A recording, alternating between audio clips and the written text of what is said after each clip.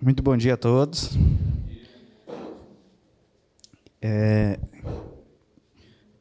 Nós, então, vamos estar dando continuidade à nossa série de exposições no livro de Atos. Estamos falando sobre o tema A Igreja do Primeiro Século.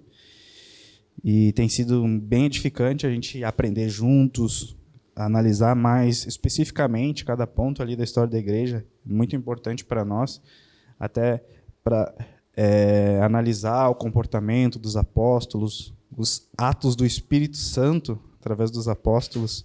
É muito importante para nós isso, e hoje nós estaremos dando continuidade, mas vamos fazer uma breve recapitulação do que nós vimos no capítulo 3 de Atos, que fala ali, né, Pedro e João, após a descida do Espírito Santo, dia de Pentecostes, eles se dirigem até o templo para orar. E naquele momento onde eles vão em direção ao templo, então eles se encontram com um coxo que está olhando atentamente para eles e pede uma esmola. E a resposta que Pedro e João dão para este coxo é que eles não têm essa esmola, mas aquilo que eles têm, eles querem compartilhar com este homem. Então, eles, através do poder do Espírito Santo, ordenam que este homem levante. Então, ele é curado naquele momento ali. E essa cura, então, traz grande admiração para todos os que estavam vendo, porque aquele homem que estava ali, ele já estava ali há muito tempo, era um coxo de nascença, então, assim, entender de que realmente era uma pessoa que todo mundo via ele ali no pórtico do templo, pedindo esmolas, coxo, paralítico. E quando Pedro e João, então, curam a este homem, todos ficam maravilhados, admirados daquilo.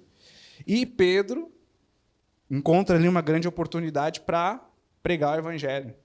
Ele traz ali com bastante ênfase o poder do evangelho, dando glórias a Deus por aquele acontecimento e como aquilo ali havia acontecido. E naquele momento ali todos se reúnem, passam então a ouvir aquela mensagem, aproveitando aquele acontecimento maravilhoso na vida daquele homem. Então Pedro traz a pregação do evangelho ali e muitos se reúnem e passam a ouvir. E nós vamos, então, hoje analisar o que diz no capítulo 4, do verso 1 ao 22, que é o acontecimento a seguir disto que acabamos de recapitular. Então, você pode manter sua Bíblia aberta em Atos, no capítulo 4, e nós vamos estar lendo do 1 até o 22.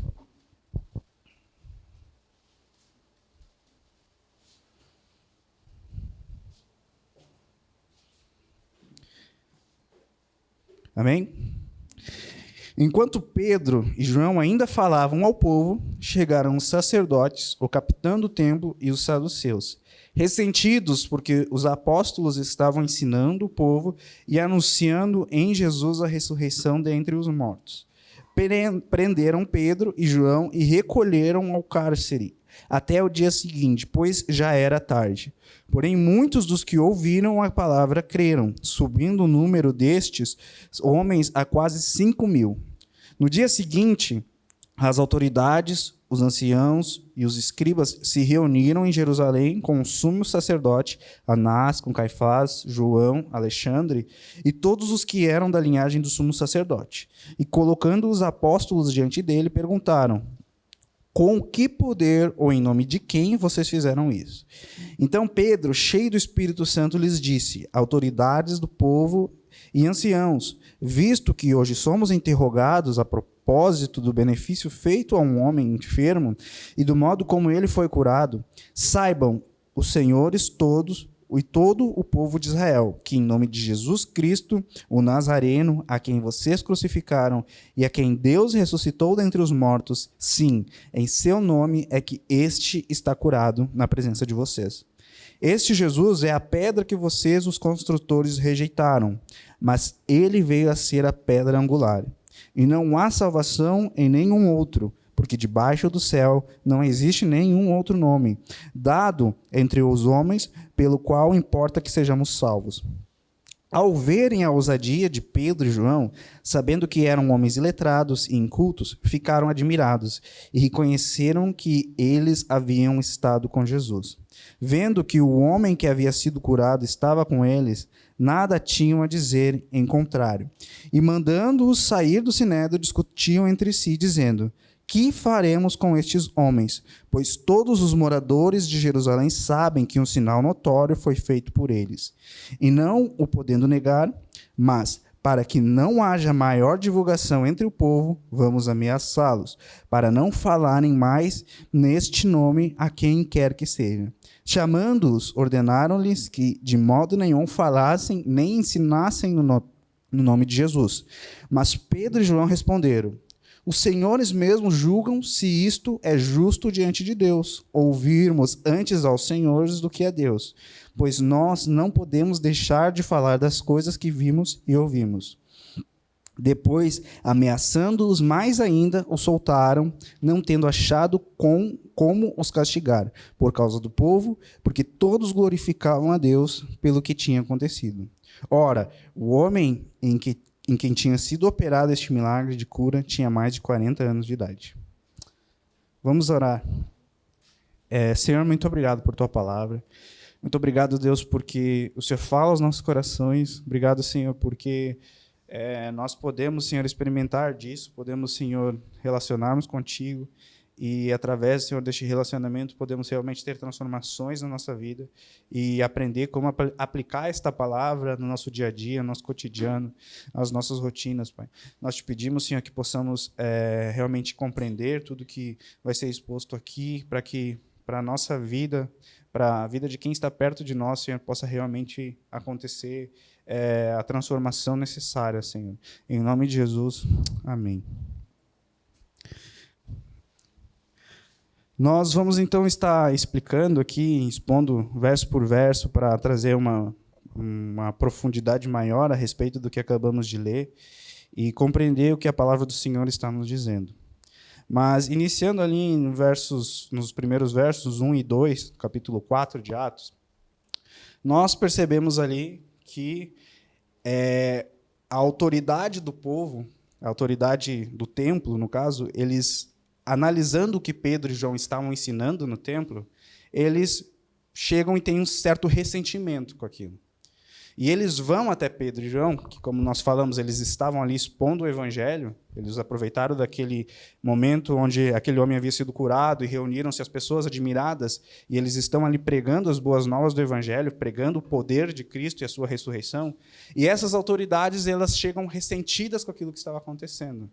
E a verdade é que eles chegam com a intenção de intimidar, porque quando eles não vão 2 ou 3, ou 1 ou 2, eles vão com uma galera para cima de Pedro e João, justamente para que aquilo ali viesse a intimidá-los, para que eles parassem com aquilo. Narra aqui que estão os sacerdotes, está o capitão da guarda do templo, que era uma espécie de policial que comandava a ordem do templo, e está também o conselho dos saduceus, que fazia parte do conselho administrativo do templo. Eles chegam de galera para, de alguma forma, interromper aqueles 2 homens que estavam ali pregando, que estavam ali anunciando uma mensagem. E esse ressentimento, a gente pode analisar que ele vai se dar em pelo menos 2 fatores. O primeiro é que os saduceus, que faziam parte do conselho do templo, eles com certeza estavam muito insatisfeitos com aquilo que estava sendo pregado, porque os apóstolos estavam falando diretamente sobre a ressurreição de Cristo. E para os saduceus, falar de ressurreição era algo muito confrontante para eles, porque eles não acreditavam nisso, eles não acreditavam numa ressurreição física. E isso, não importa de quem fosse, para eles falar sobre algo divino ou qualquer outra área que falasse sobre ressurreição, para eles, não, peraí, isso aqui não é das Escrituras. Porque nós sabemos, e nós quando analisamos o comportamento dos saduceus, a gente começa a ver que eles realmente eram mestres.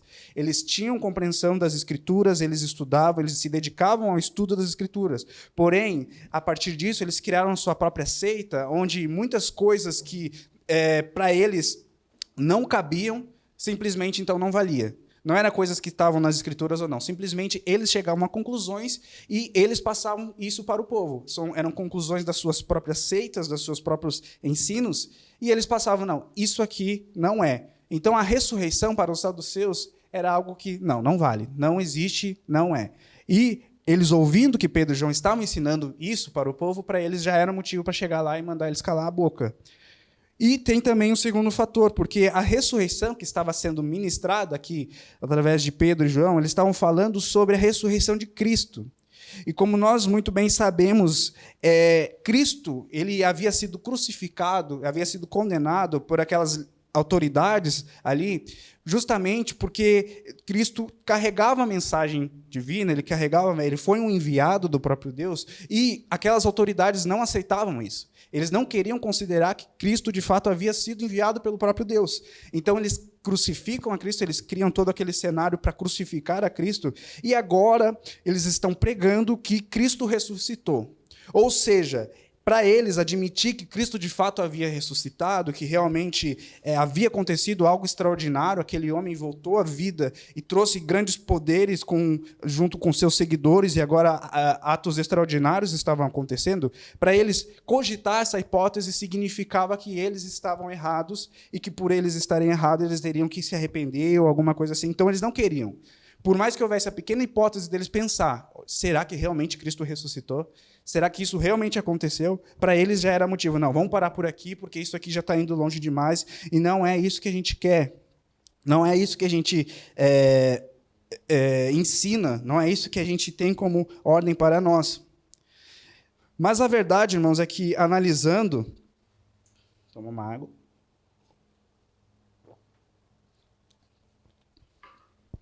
O comportamento dessa liderança, a gente traz algumas lições para nós também.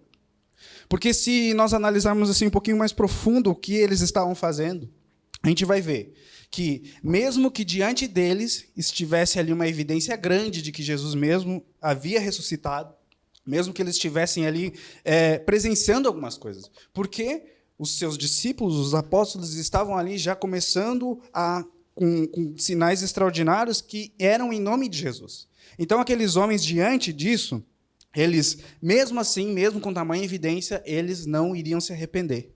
Eles não iriam voltar atrás e pensar, nossa, nós fizemos algo errado, nós devemos nos arrepender, nós devemos voltar atrás dos nossos erros. E eles não fariam isso porque simplesmente a dureza de coração e a cegueira que eles carregavam não permitiam. E a gente não está falando aqui de uma cegueira física ou talvez uma cegueira de uma limitação de entendimento. Nós estamos falando de homens que simplesmente, mesmo vendo, eles não queriam ver. Mesmo eles presenciando, eles preferiam fechar os seus olhos e fingir que nada estava acontecendo.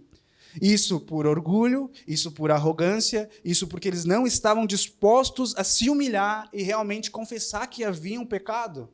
Isso porque eles não queriam dar o braço a torcer de mostrar que eram de fato falhos e estavam pecando diante do Senhor. Não havia hipótese, mesmo que eles estivessem diante de tamanha evidência, eles estavam pecando. Mas, quando a gente analisa esse comportamento deles, isso também nos ensina algo. Porque quantas vezes nós estamos diante de tamanhas evidências de que nós estamos pecando, de que nós estamos carregando pecados na nossa vida, e ainda assim, nosso comportamento é de, não, eu não vou dar o braço a torcer, eu não vou me humilhar, talvez por manter a aparência, talvez por manter o status, talvez por manter a arrogância. Não, eu faço tudo bem, eu faço tudo certo. Por mais que o confronto esteja sendo dado, por mais que a evidência direta de que estamos errados esteja explícita na nossa frente, muitas vezes ainda pensamos, não, eu não vou mostrar que eu sou fraco, eu não vou mostrar que eu sou falho, porque isso pode ser perigoso. O que vão pensar de mim? O que as pessoas vão pensar quando elas saberem que realmente eu pequei nessa área, eu pequei nessa aqui? E aí, o arrependimento vai ficando cada vez mais distante. Tudo por orgulho, por arrogância, por aparências. E é verdade, irmãos, que quando a gente analisa, principalmente o comportamento aqui das autoridades da época, quando a gente passa a estudar as Escrituras e vê, desde os Evangelhos até agora o livro de Atos, nós mesmos começamos a ter, através do nosso senso de justiça, ali a compreensão de que aqueles homens estavam pecando. Nós analisamos as Escrituras e pensamos quantas vezes eles chegavam diante do Senhor Jesus e, talvez num ato de confronto ao Mestre, eles chegavam diante dele, faziam uma pergunta aqui mal intencionada ali, ou um comentário mal intencionado ali, e nós chegamos à conclusão de que eles estavam em pecado, que eles precisavam se arrepender das suas condutas. E nós chegamos a essa conclusão porque as Escrituras mesmo expõem que havia ali uma má conduta. As Escrituras deixam claro, através do todo, talvez a gente olhando um único comentário sobre estes homens, ao lado de todas as Escrituras, nós vemos como as Escrituras mesmo vão condenando o comportamento dessas autoridades.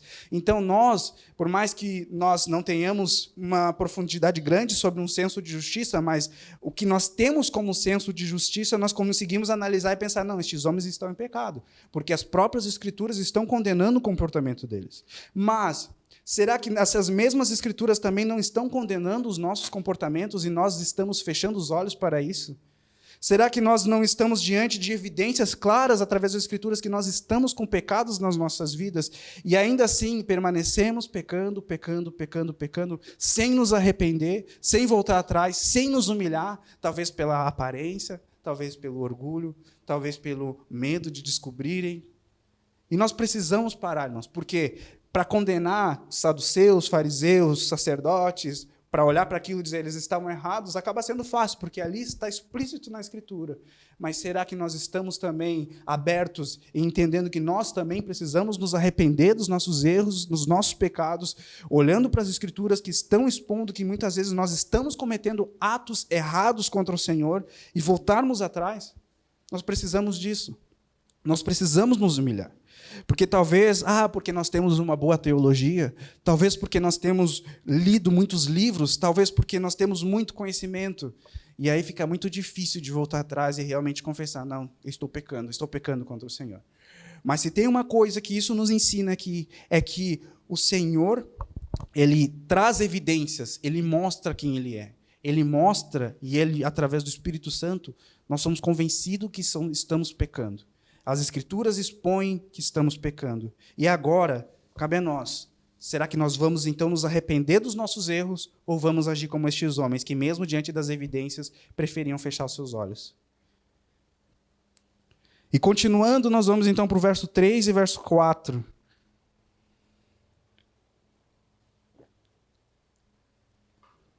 Prenderam Pedro e João e os recolheram ao cárcere, até o dia seguinte, pois já era tarde. Porém, muitos dos que ouviram a palavra creram, subindo o número desses homens a quase 5.000. Nós vemos aqui, irmãos, os primeiros passos dessa igreja. E já nesses primeiros passos, nós temos aqui um ato de perseguição. As autoridades simplesmente prenderam 2 dos líderes que ali haviam sido formados pelo próprio Senhor. E mesmo diante desta perseguição que estava se formando, mesmo diante desta ameaça que estava surgindo para a igreja, nós vemos aqui que a resposta é que quase 5.000 estava então se somando ao número dos fiéis cristãos. Lembrando que nós já analisamos alguns números. O primeiro foi que eles estavam reunidos lá no cenáculo, quando houve a descida do Espírito Santo, eram cerca de 120 pessoas. Depois que o Espírito Santo desce e Pedro passa a pregar, se somou ali pelo menos 3.000 batizados. E agora, através dessa mensagem que Pedro traz, nós estamos falando de quase 5.000, ou seja, a igreja estava crescendo. E mesmo diante das adversidades que estavam começando a se levantar, onde Pedro e João são presos simplesmente são presos e são ameaçados para que parem de pregar essa mensagem, nós vemos como a igreja está crescendo. E isso aqui também traz uma grande confiança em nós, irmãos. Por quê? Porque a obra é do Senhor, é Ele que faz com que a igreja cresça.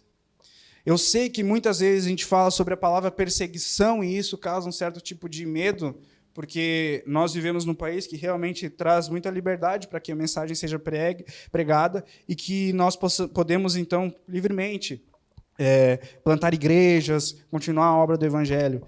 Quando a gente fala de perseguição, parece que dá um certo pânico, mas nós vemos aqui com grande tranquilidade que a obra sempre foi do Senhor.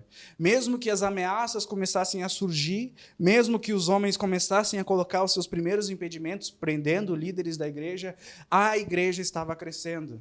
A obra do Senhor estava se expandindo. Isso porque tudo era pelo poder do Espírito Santo. Não era uma obra simplesmente dos apóstolos, não era uma obra simplesmente daqueles 120 que estavam ali reunidos, mas o Espírito Santo estava dando o crescimento para a igreja. E isso nos consola e nos anima, porque nós sabemos que muitas vezes pode vir as perseguições. Nós estamos em um ano de eleição. E a gente sabe que muitos dos irmãos vão escolher seus candidatos, talvez baseados ali no alinhamento do candidato com um princípio cristão ou com algo relacionado à igreja. E a gente não entra nesse mérito. Mas muitas vezes se dá porque, não, eu vou escolher aqui por causa da perseguição. Irmãos, eu falo para vocês, tudo se encaminha para uma grande perseguição. Tudo vai se encaminhar, em algum momento realmente vão se colocar contra a igreja, mas isso não é problema e nunca será um problema, porque a igreja é do Senhor Jesus, a obra é do Espírito Santo, é Ele que dá o crescer para a igreja, é Ele que faz com crescer. E neste exato momento nós temos aí irmãos que estão em países onde há perseguição, nós temos irmãos que estão morrendo com os mais diversos tipos de atrocidades, estão morrendo, estão entregando suas famílias, as suas vidas para morrer por este evangelho, mas a igreja não está parando, porque a obra é do Espírito Santo, ela vai seguir crescendo. Não importa o que está acontecendo, no decorrer todo da história sempre houve perseguição. Aqui estamos falando dos primeiros passos, aqui já havia um certo tipo de perseguição, já estavam ali tentando fazer com que a mensagem fosse interrompida. No decorrer da história, nós vamos ver muitos e muitos e muitos mártires que estavam tendo suas vidas ameaçadas por causa da mensagem do Evangelho. Mas a igreja nunca parou, porque essa obra é do Espírito Santo. Como disse Tertuliano, o sangue dos mártires é a semente do cristão. Por quê? Porque pode morrer um, mas muitos outros surgem.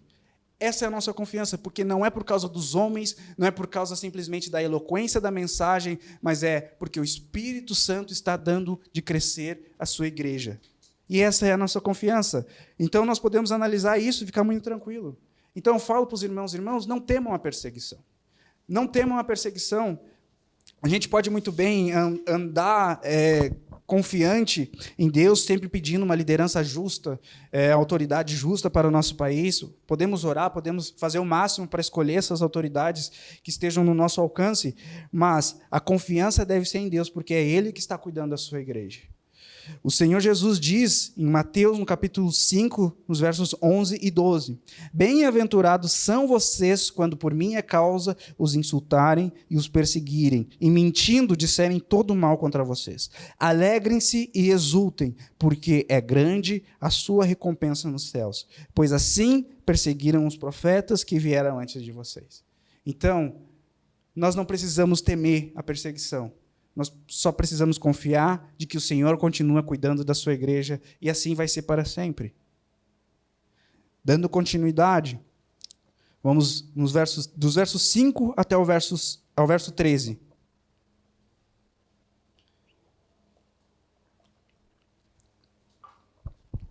O que acontece depois? No dia seguinte, as autoridades, os anciãos e os escribas se reuniram em Jerusalém, com o sumo sacerdote Anás, com Caifás, João, Alexandre e todos os que eram da linhagem do sumo sacerdote. E colocando os apóstolos diante deles, perguntaram, com que poder ou em nome de quem vocês fizeram isso? Então Pedro, cheio do Espírito Santo, lhes disse, autoridades do povo e anciãos, visto que hoje somos interrogados a propósito do benefício feito a um homem enfermo e do modo como ele foi curado, saibam os senhores todos e todo o povo de Israel, que em nome de Jesus Cristo, o Nazareno, a quem vocês crucificaram e a quem Deus ressuscitou dentre os mortos, sim, em seu nome é que está curado na presença de vocês. Este Jesus é a pedra que vocês, os construtores, rejeitaram, mas ele veio a ser a pedra angular, e não há salvação em nenhum outro, porque debaixo do céu não existe nenhum outro nome dado entre os homens, pelo qual importa que sejamos salvos.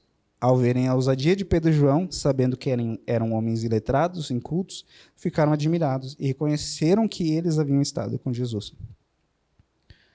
Então, dos versos 5 ao verso 7, disso que acabamos de ler, nós vemos que as autoridades chamam Pedro e João e questionam sobre a autoridade com que eles estavam fazendo aquilo e no nome de quem eles estavam.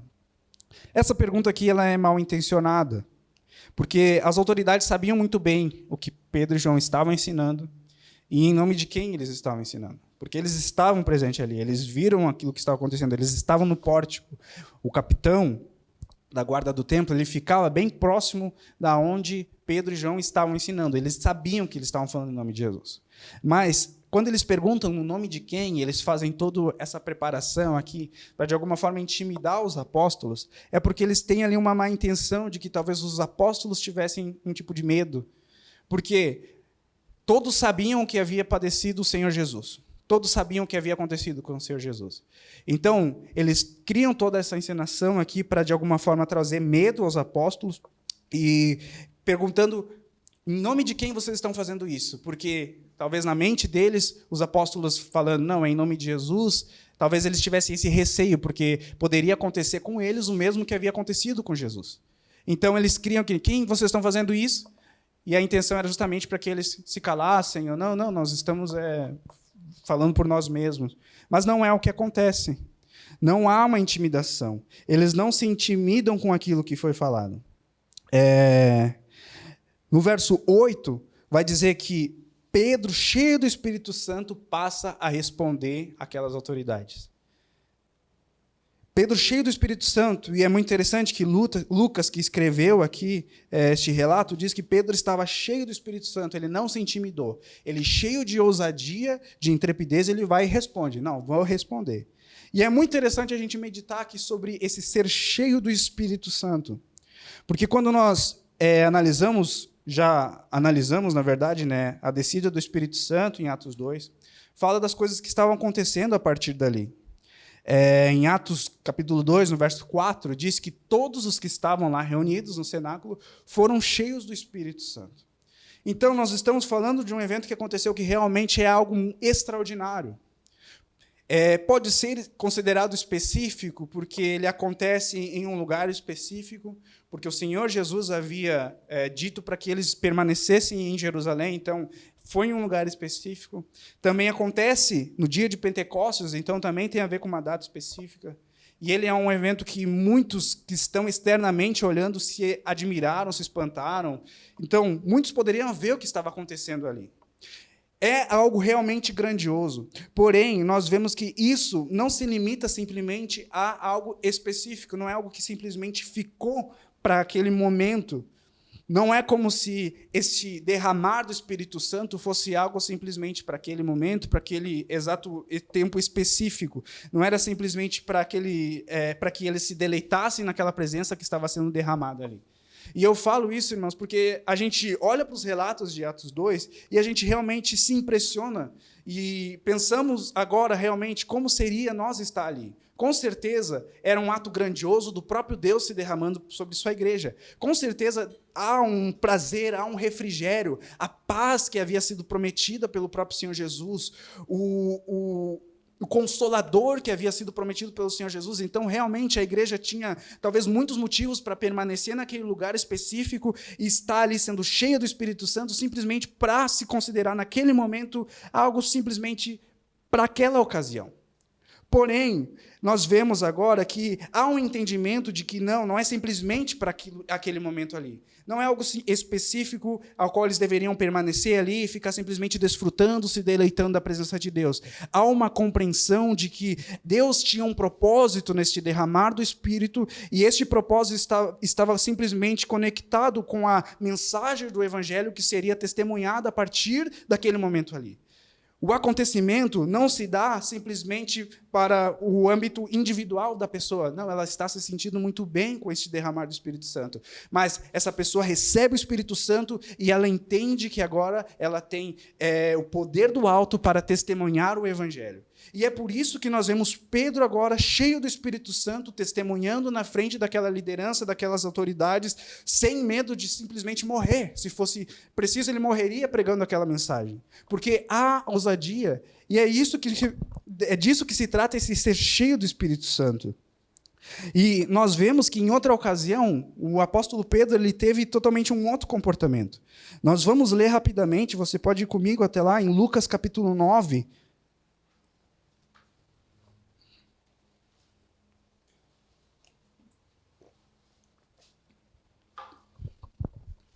vamos ler dos versos 28 ao verso 33. Estamos falando aqui de um outro evento também extraordinário, que é a transfiguração. Quando Pedro se depara com este acontecimento, vamos ver qual é a sua conduta. Lucas 28, Lucas 9, do 28 ao 33. Cerca de 8 dias depois de proferidas estas palavras, Jesus levou consigo Pedro, João e Tiago e subiu ao monte com o propósito de orar. E aconteceu que, enquanto ele orava, a aparência do seu rosto se transfigurou, e a roupa dele ficou de um branco brilhante. E eis que 2 homens falavam com ele. Eram Moisés e Elias, que apareceram em glória e falavam na morte de Jesus, que ele estava para cumprir em Jerusalém. Pedro e seus companheiros estavam caindo de sono, mas, conservando-se acordados, viram a glória de Jesus e os 2 homens que estavam com ele. Quando estes começaram a se afastar de Jesus, olha o que o Pedro diz. Pedro lhe disse: Mestre, é bom estarmos aqui. Façamos 3 tendas, uma para o Senhor, outra para Moisés, outra para Elias. Porém, Pedro não sabia o que estava dizendo. Olha que interessante aqui, porque a conduta de Pedro diante de um acontecimento extraordinário, de ver a glória do Senhor Jesus, é o desejo de se acomodar e ficar naquele lugar. E a gente, talvez olhando para isso, até pelo fechamento aqui, diz que Pedro não sabia o que está dizendo. Talvez para nós fica pensando, pois é, Pedro estava realmente viajando, não sabia o que estava falando.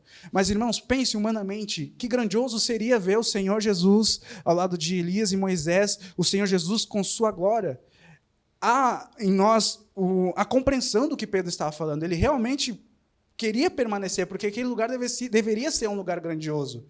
Mas agora, quando nós vamos para o acontecimento de Atos 2, quando o Espírito se derrama, e há também ali um acontecimento grandioso, não há o desejo da igreja de permanecer naquele lugar simplesmente porque aquilo era deleitoso e prazeroso, mas há uma compreensão de que, a partir daquilo ali, algo grande estava para acontecer também, que era a expansão do Evangelho e o testemunho com ousadia e intrepidez dos apóstolos e de todos os seguidores cristãos que estavam ali se formando. Não há o desejo de simplesmente permanecer se deleitando e contemplando aquilo, mas há um entendimento de que aquilo que estava acontecendo ali não se limitava a somente as suas vidas, mas o Espírito estava sendo derramado para que eles agora, cheios de Espírito Santo, pudessem ministrar as boas novas do Evangelho aonde quer que fosse. E nós vamos ver, então, no verso 9 e verso 10, a mensagem que Pedro traz diante daquela autoridade. E nós vamos realmente perceber que eles estavam com muita ousadia falando aquilo. Porque ele diz, nos versos 9 a 10, ele fala que eles estavam falando em nome de Jesus Cristo. E ele traz pelo menos 3 pontos aqui sobre esta afirmação. Ele diz, primeiro, vocês o crucificaram. O segundo, que Deus ressuscitou. E o terceiro é que é no nome dele que aquele homem foi curado. Vocês os crucificaram. Ou seja, ele está ali, mais uma vez, confrontando aquela autoridade. Ele está passando ali, olha, vocês tiveram responsabilidade sobre isso. Foi com vocês, mas Deus o ressuscitou. Falando, então, que Deus, embora, apesar do comportamento humano, Deus ele sempre foi soberano em tudo isso. Deus sempre teve o seu plano eterno, sempre teve o seu propósito eterno. Então, foi Deus que ressuscitou ao Senhor Jesus. E o ponto seguinte é que foi o Senhor, em nome do Senhor, que aquele homem foi curado.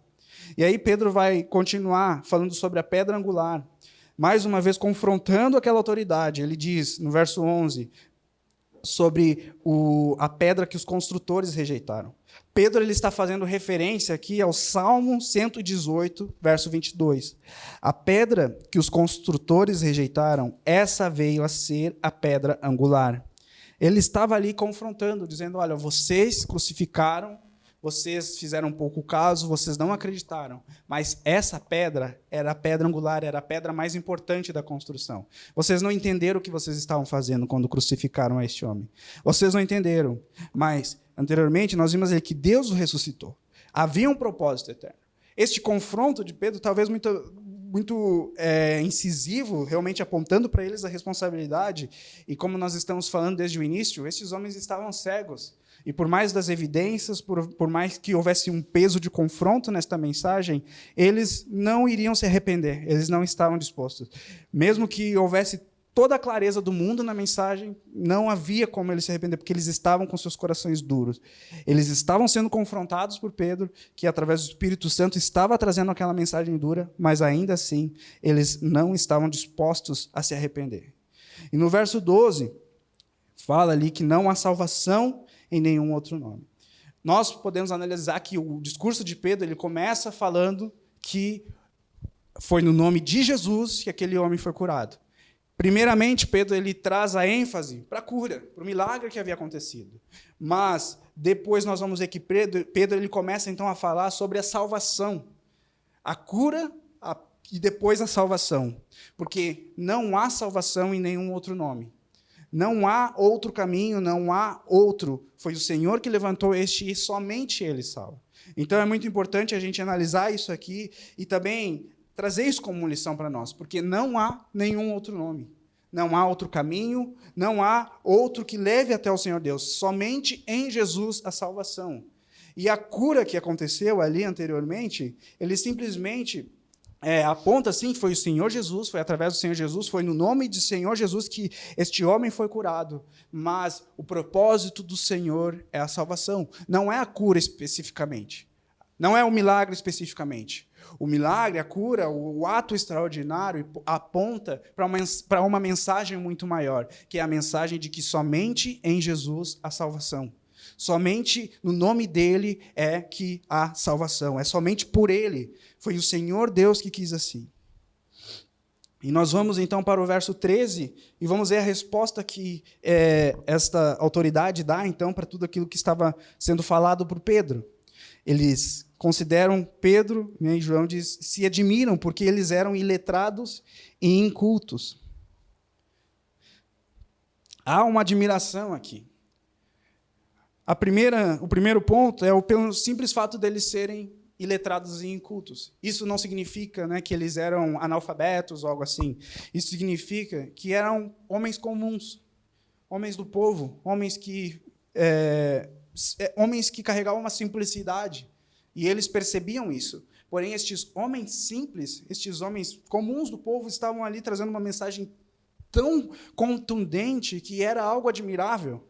E nós vemos isso também através do poder do Espírito Santo que estava agindo na vida destes homens. E se cumprindo também a palavra que o Senhor Jesus havia prometido para eles. Porque nós vamos ver em Mateus capítulo 10, nos versos 18 ao 20, o Senhor Jesus falando, por minha causa, vocês serão levados à presença de governadores, reis, para lhes servir de testemunho, a eles e aos gentios. E quando entregarem vocês, não se preocupem quanto a como ou o que irão falar, porque naquela hora lhes será concedido o que vocês dirão. Afinal, não são vocês que estão falando, mas o Espírito do Pai de vocês é quem fala por meio de vocês. Então era isso que estava se cumprindo aqui.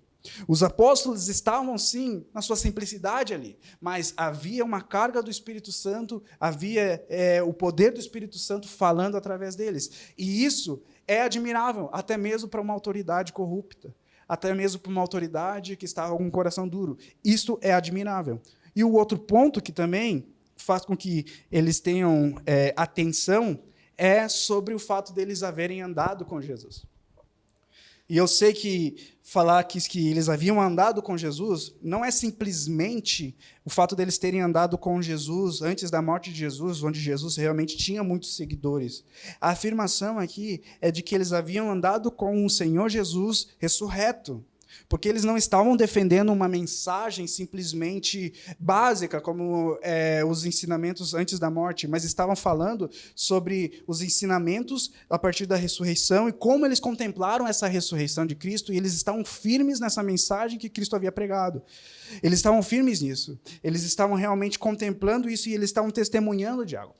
Nós vamos falar um pouquinho mais sobre a mensagem apologética disto aqui, mas a verdade é que lhes chamou a atenção, e sabendo que eles realmente andaram com o Senhor Jesus, pelo fato de que eles defendiam este testemunho com muita intrepidez. Eles não estavam simplesmente defendendo porque sim, ou simplesmente porque Jesus era um amigo chegado deles, mas eles estavam defendendo com um testemunho de ousadia realmente. E agora, analisando tudo isso aqui que nós acabamos de ver,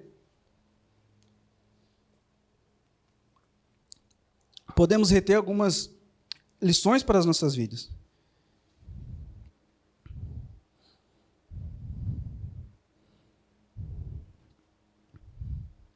Nós podemos observar algumas lições.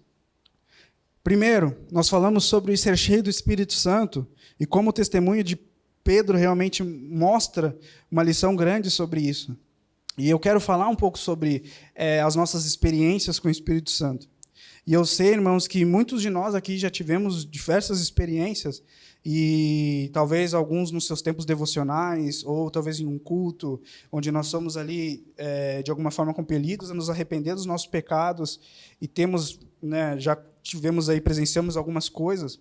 A gente conversa aí com um e com o outro, e muitas vezes traz ali acontecimentos que realmente marcaram, coisas que nos faz considerar que naquele momento ali nós estávamos sendo cheios do Espírito Santo. E eu não vou colocar em dúvida, ou vou questionar, ou vou negar as suas experiências, porque eu não tenho como negar as minhas. Então eu sei que realmente o Espírito Santo ele traz algo que nos marca as nossas vidas. O fato é isso. Só que nós vamos considerar isso simplesmente para aquele momento, para aquela ocasião, como não, nós fomos cheios do Espírito Santo no dia tal, onde aconteceu tal coisa comigo, ou nós vamos evidenciar isso no nosso dia a dia, realmente testemunhando com intrepidez o Evangelho de Cristo. A mensagem que nós carregamos aqui, que nós estamos vendo, é que Pedro sim foi cheio do Espírito Santo. Atos capítulo 2, verso 4 diz que todos ali foram cheios do Espírito Santo. Mas nós temos aqui agora um relato em que Pedro continua cheio do Espírito Santo, testemunhando o Evangelho de Cristo diante de autoridades que estavam ali o ameaçando. O ser cheio do Espírito Santo não é algo que se limita simplesmente às nossas próprias experiências, dizendo, não, aconteceu comigo isso, e aquele momento ali, naquele evento ali, eu fui cheio do Espírito Santo. Mas o que aconteceu depois? O que vem depois? Qual foi o passo a seguir que você deu em relação a isso? Porque ser cheio do Espírito Santo e se limitar simplesmente a um momento específico, a data específica, e você contar com uma experiência que passou lá atrás, mas não aconteceu nada depois disso, há um erro aqui.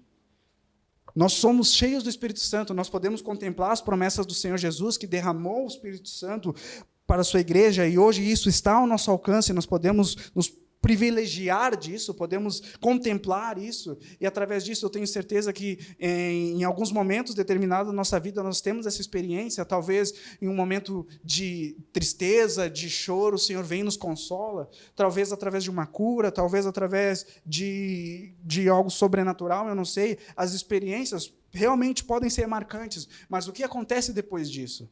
Porque nós somos cheios do Espírito Santo para algo. E este algo, como nós vemos em Pedro, ele é cheio do Espírito Santo e agora ele testemunha o Evangelho de Cristo com intrepidez e ousadia. E nós temos que realmente analisar isso, porque será que nós não estamos querendo armar a nossa tenda nessa experiência?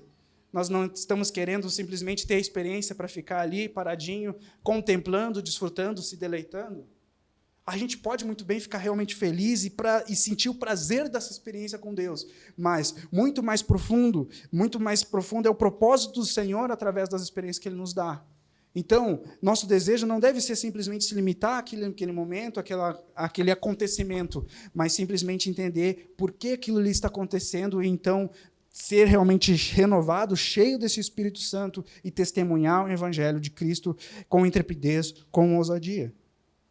E uma coisa aqui que acontece, que também serve de lição, é que as próprias autoridades corruptas, autoridades que tinham ali seu coração duro, eles reconhecem que aqueles homens haviam dado com o Senhor Jesus. Nós vemos ali que tamanho era este ser cheio do Espírito Santo, que era notório que eles haviam dado com Jesus. E a pergunta que eu faço para todos nós é, será que é notório que nós temos andado com o Senhor Jesus?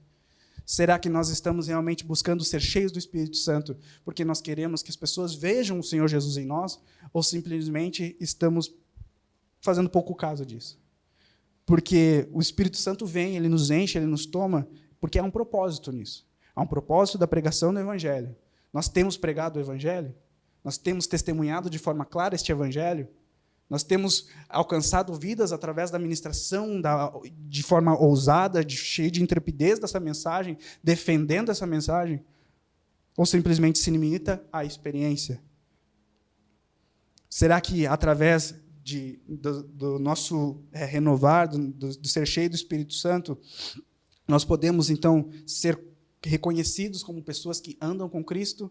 Ou nós estamos simplesmente se limitando a se disfarçar, talvez manter uma certa aparência de espiritualidade, mas não há verdade nisso. Isso é para todos nós. Somos cheios do Espírito Santo para um propósito que é do Senhor, de que as pessoas vejam o Senhor em nós. Que as pessoas reconheçam que nós andamos com o Senhor Jesus. Que as pessoas reconheçam e saibam que nós estamos vivendo com o Senhor Jesus. Tem uma frase, eu não lembro agora de quem falou, mas ele diz que é importante que o seu vizinho venha reconhecer que você anda com o Senhor Jesus. Eu achei muito interessante, porque muitas vezes a gente não tem contato nenhum, só bom dia e boa tarde. Quer dizer que num simples bom dia e boa tarde a pessoa pode reconhecer que nós andamos com o Senhor Jesus. Isso é ato do Espírito Santo na nossa vida. Talvez o mínimo de relacionamento que a gente possa ter com uma pessoa, isso já deve sinalizar que nós estamos andando com o Senhor Jesus, porque somos cheios do Espírito Santo. Nós vamos para o verso 14. Vamos ler do verso 14 ao 18, continuando no capítulo 4. Vendo que o homem que havia sido curado estava com eles, nada tinha a dizer em contrário. E mandando-o sair do sinédrio, discutiam entre si, dizendo: Que faremos com estes homens? Pois todos os moradores de Jerusalém sabem que um sinal notório foi feito por eles. E não o podemos negar. Mas, para que não haja maior divulgação entre o povo, vamos ameaçá-los para não falarem mais neste nome, a quem quer que seja. Chamando-os, ordenaram-lhes que, de modo nenhum, falassem nem ensinassem no nome do Senhor Jesus. E o que nós estamos vendo aqui é o que já estamos falando, que eles estavam dispostos a ir até onde fosse para continuar interrompendo aquela mensagem. Eles não tinham interesse nenhum. Por mais que as evidências estivessem explícitas, por mais que estivesse cada vez mais claro que realmente era o Senhor Jesus que estava fazendo aquilo, que aqueles homens iletrados, simples, estavam testemunhando com ousadia aquela mensagem, para eles não fazia menor cabimento aquilo, então eles estavam dispostos a simplesmente parar e interromper essa mensagem. Havia uma dureza de coração. Mas nós vamos ver nos versos 19 e 20 que Pedro, mais uma vez, responde: Os senhores mesmo julguem se isto é justo diante de Deus, ouvirmos antes aos senhores do que a Deus, pois nós não podemos deixar de falar das coisas que vimos e ouvimos. Aqui nós temos também um exercício apologético, porque Pedro e João eles estão defendendo uma mensagem, eles estão defendendo o testemunho de que a mensagem de Cristo é verdadeira. E eu convido vocês a uma breve suposição aqui. Se nós estamos aqui neste lugar e, de repente, um de nós simplesmente começa a alertar de que há uma bomba neste lugar, nós temos duas opções. Nós podemos simplesmente confiar neste testemunho ou descredibilizar. O que vai fazer com que a gente pese a nossa decisão, a nossa opinião, né, de sair correndo, talvez não levar a sério, é o testemunho da pessoa. Talvez, se for uma pessoa muito brincalhona, muito da pegadinha, nós vamos pensar, puxa, para de brincar de novo, tudo brincando. Mas, se for uma pessoa, né, que a gente vê que sempre fala as coisas mais sério, que realmente a gente consegue confiar no testemunho dessa pessoa, nós todos vamos sair correndo. Ou a maioria, pelo menos. Porque o testemunho é algo muito forte. O testemunho é algo que realmente vai marcar a nossa opinião, a nossa decisão, muitas vezes. E nós estamos falando aqui de um testemunho que está sendo guardado. Porque o testemunho mais incisivo é da ressurreição de Cristo. A mensagem com que essas autoridades queriam interromper e fazer parar era justamente que Cristo havia ressuscitado. Para eles, aquilo ali era uma ameaça. Então, era justamente isso que eles queriam parar. Mas, como nós estamos vendo aqui, Pedro e João eles não estão dispostos em nenhum momento a parar. Porque, realmente, se tem algo que é um dos pilares do Evangelho, é a ressurreição de Cristo. A ressurreição de Cristo, o vencer a morte, o vencer o pecado, é algo que, para nós, traz a confiança de que, realmente, Cristo é Deus. Cristo é Deus e nós podemos confiar nisso. Essa mensagem de ressurreição é algo muito importante. E nós, nesses dias aqui, dos dias de hoje, que já passaram aí seus 2000 e tantos anos, a gente não pode simplesmente criar uma máquina do tempo, voltar lá no passado e tentar ver se Jesus ressuscitou mesmo. Mas nós podemos confiar nos testemunhos que foram dados.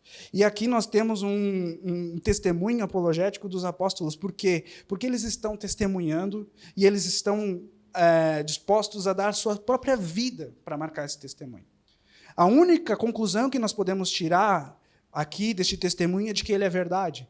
Porque se esse testemunho fosse uma mentira, eu penso, né, analisando todos, olha, eles já estavam ali, cerca de 5.000 homens confiando neste mesmo testemunho. Eles estavam diante da liderança que estava ameaçando-os de até mesmo a morte. Se essa mensagem fosse uma mentira, eles chegariam, pelo menos alguns deles, muitos deles chegariam, não, vamos parar por aqui porque essa mentira já foi longe demais.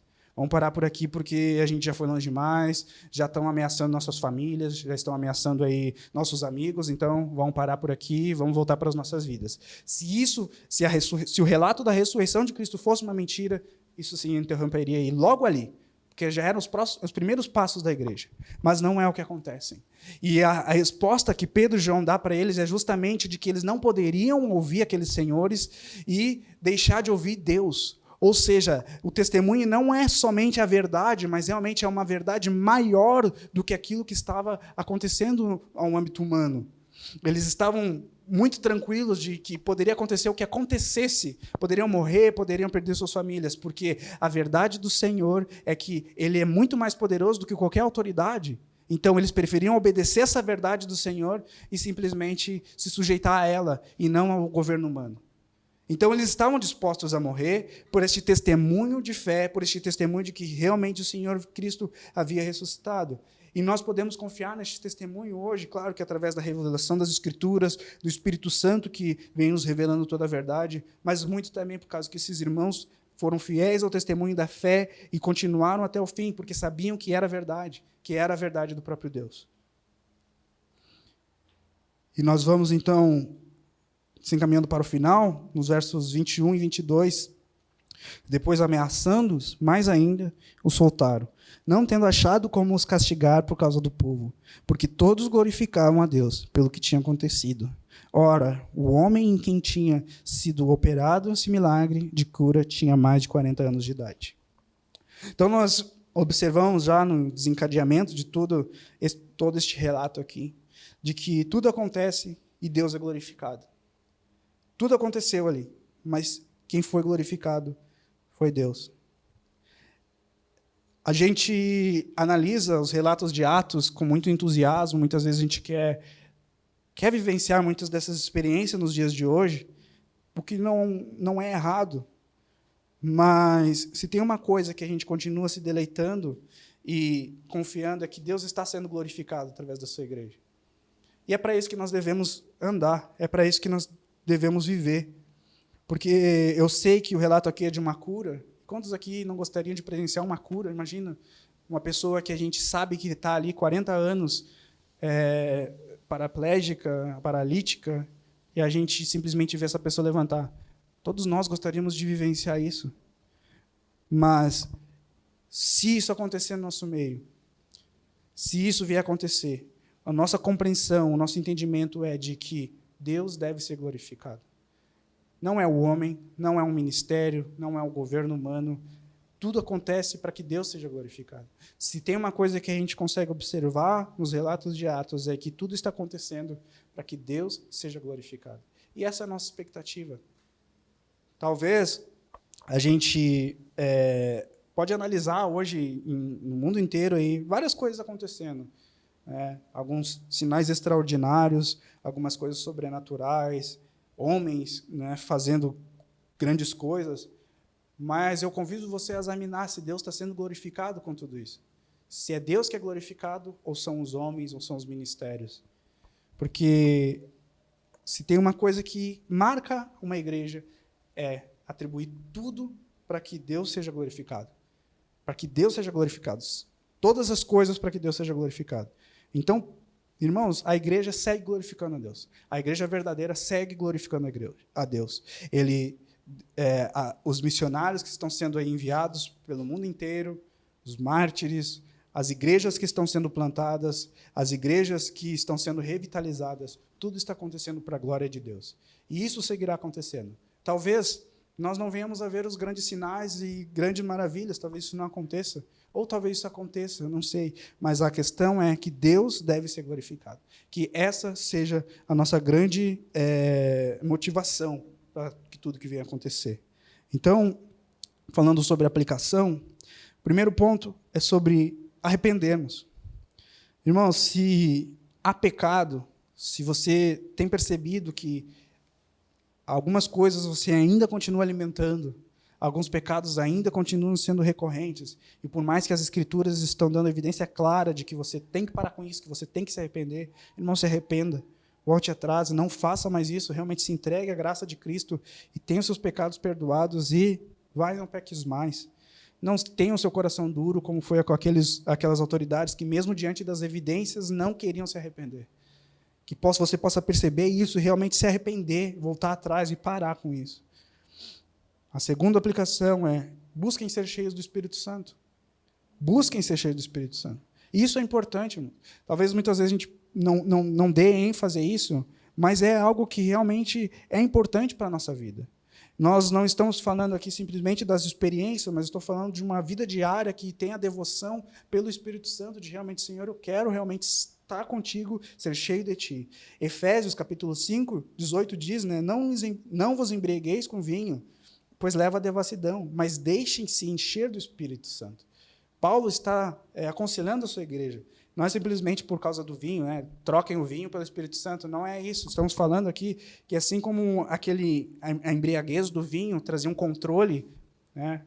Controle mental sobre as pessoas, que o Espírito Santo viesse a encher de tal forma que fosse ele que governasse as vidas dos irmãos.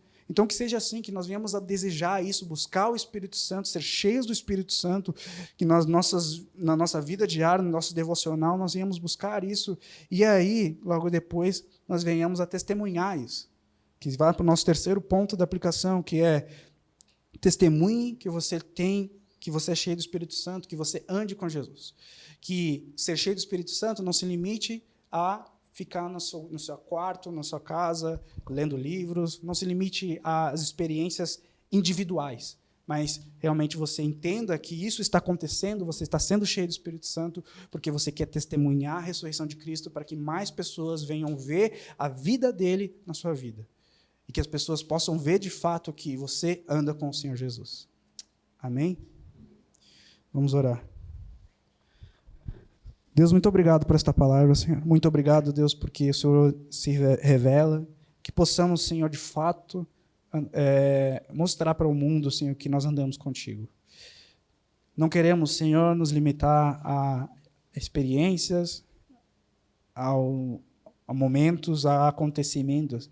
Queremos, Senhor, que ter uma vida cheia do Espírito Santo e carregar isso, Senhor, para onde quer que a gente vá, para que todos possam ver, Senhor, que andamos contigo e que testemunhamos com ousadia, com intrepidez a tua palavra.